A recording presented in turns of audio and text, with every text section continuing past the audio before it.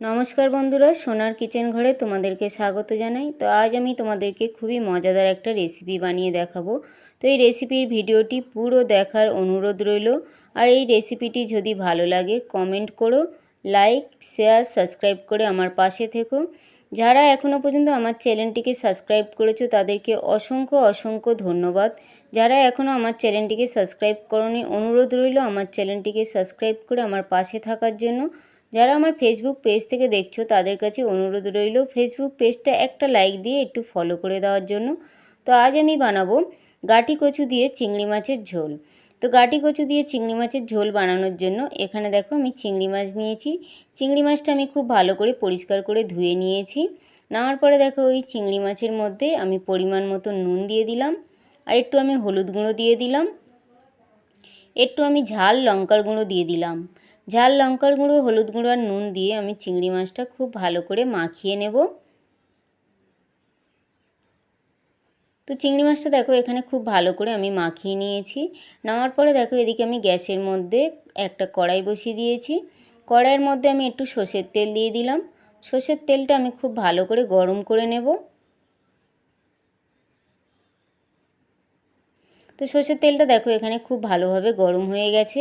এবারে যে আমি চিংড়ি মাছটা নুন, হলুদ, লঙ্কার গুঁড়ো মাখিয়ে রেখেছিলাম, আমি ওই চিংড়ি মাছটা দিয়ে দেব। দিয়ে আমি চিংড়ি মাছটা একটু ভেজে নেব। তবে চিংড়ি মাছটা কিন্তু কড়া করে ভাজবো না। চিংড়ি মাছ কিন্তু কড়া করে ভাজলে খেতে কিন্তু ভালো লাগে না। তো চিংড়ি মাছটা আমি হালকা একটু দুপিট ভেজে নেব। তো একটা দিক দেখো হয়ে গেছে, আর একটা দিক আমি উল্টে দিলাম। আর একটা দিক আমি উল্টে দিলাম। এইভাবে চিংড়ি মাছ দিয়ে গাঁটি কচু রান্না করলে খেতে কিন্তু ভীষণই ভালো লাগে। তোমরাও এইভাবে আমার মতন করে একবার বাড়িতে বানিয়ে খেয়ে দেখো, আশা করি তোমাদের ভীষণ ভীষণ ভালো লাগবে। তো এখানে দেখো চিংড়ি মাছটা ভাজা হয়ে গেছে, চিংড়ি মাছটা আমি উঠিয়ে নিলাম। বাকি যে চিংড়ি মাছটা ছিল, বাকি চিংড়ি মাছটাও আমি দিয়ে দিলাম, দিয়ে আমি একইভাবে ভেজে নেব। যেহেতু চিংড়ি মাছটা একটু বড় বড় সাইজ ছিল, যার জন্য আমি দুবারে ভেজে নিচ্ছি। একবারে ভাজলে হতো না, যার জন্য আমি দুবারে ভেজে নিলাম।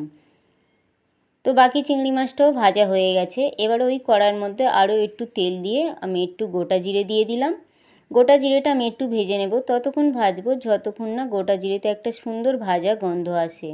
তো এখানে দেখো গোটা জিরেটা খুব সুন্দরভাবে ভাজা হয়ে গেছে। এবার এই গোটা জিরের মধ্যে আমি একটু লম্বা লম্বা করে পেঁয়াজ কেটে রেখেছিলাম, সেই কাটা পেঁয়াজটা আমি দিয়ে দিলাম। দিয়ে পেঁয়াজটা আমি একটু হালকা লাল লাল করে ভেজে নেব। তো পেঁয়াজটা হালকা লাল লাল করে আমি ভেজে নেব। তো এখানে দেখো পেঁয়াজটা হালকা লাল লাল করে ভাজা হয়ে গেছে। এর থেকে বেশি আর লাল লাল করে আমি ভাজবো না। তারপরে দেখো ওই পেঁয়াজ ভাজার মধ্যে আমি অল্প পরিমাণে একটু আদা আর রসুন বাটা দিয়ে দিলাম, আর কয়েকটা কাঁচা পাকা কাঁচা লঙ্কা দিয়ে দিলাম। ঝালটা তোমাদের নিজের পছন্দ অনুযায়ী দিয়ে দেবে। দিয়ে আমি খুব ভালো করে আদা রসুনটা ভেজে নিলাম, যাতে না আদা রসুনের কাঁচা গন্ধটা আসে। তারপর দেখো আদা রসুনটা খুব ভালোভাবে ভাজা হয়ে যাওয়ার পরে আমি ওতে যে গাঁটি কচুটা দিয়ে দিলাম, আর একটা আমি আলু দিলাম।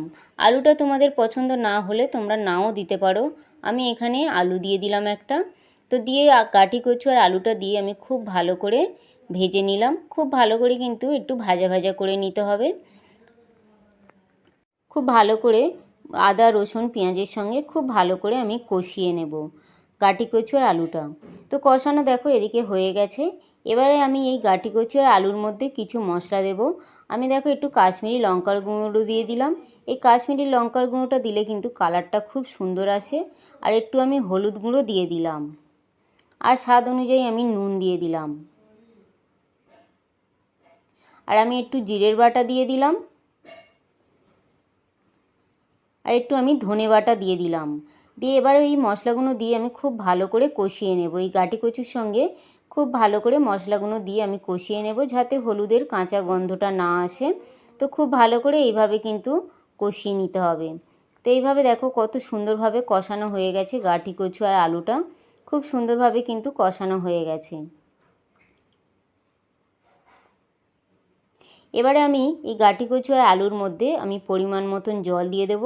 তবে ঝোলটা অবশ্য তোমাদের নিজেদের পছন্দ অনুযায়ী, তোমরা গামাখা খাবে না একটু ঝোল ঝোল খাবে। তবে আমি এখানে এটা ভাত দিয়ে খাবো, যার জন্য আমি একটু ঝোল ঝোল করব। তো আমি আরও একটু জল দিয়ে দিলাম। আর একটু জল দিয়ে খুব ভালো করে আমি মিশিয়ে নিলাম। নিয়ে এবার আমি কিছুক্ষণের জন্য ঢাকা দিয়ে রেখে দেবো, যাতে গাঁটি কচু আর আলুটা ভালোভাবে সিদ্ধ হয়ে যায়। তো কিছুক্ষণ পরে দেখো আমি ফিরে এলাম।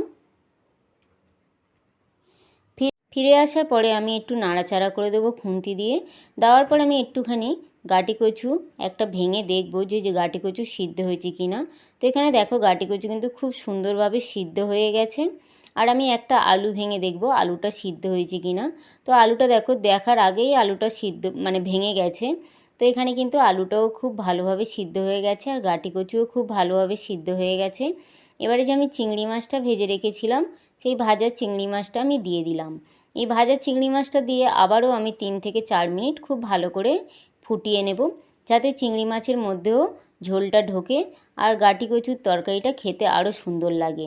তো এখানে দেখো চিংড়ি মাছটা দেওয়ার পরে 3 থেকে 4 মিনিট আমি ভালো করে ফুটিয়ে নিলাম। এখানে কিন্তু গাঁটি কচু চিংড়ি মাছের ঝোলটা কিন্তু পুরো রেডি হয়ে গেছে। আর এখানে আমি একটু ঝোল ঝোল রেখেছি, তোমরা চাইলে কিন্তু গামাখা গামাখা করতে পারো। তো এখানে দেখো পুরো গাঁটি কচু আর চিংড়ি মাছের ঝোলটা পুরো রেডি পরিবেশন করার জন্য। তো আমার মতন করে তোমরা একবার হলেও এই রকম বানিয়ে খেয়ে দেখো, আশা করি তোমাদের ভীষণ ভীষণ ভালো লাগবে। গাঁটি কচু তো অনেকে অনেক রকম করে বানায়, আমার মতন করে একবার তোমরা বানিয়ে খেয়ে দেখো।